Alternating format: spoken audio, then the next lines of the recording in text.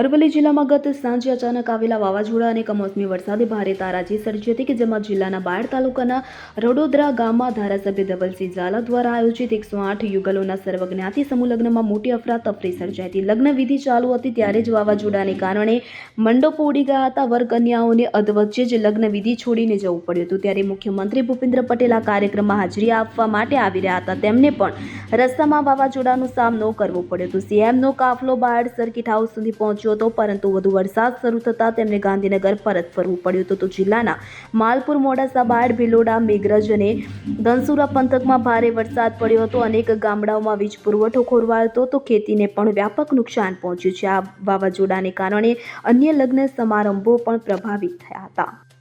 Bureau report, CN24 news.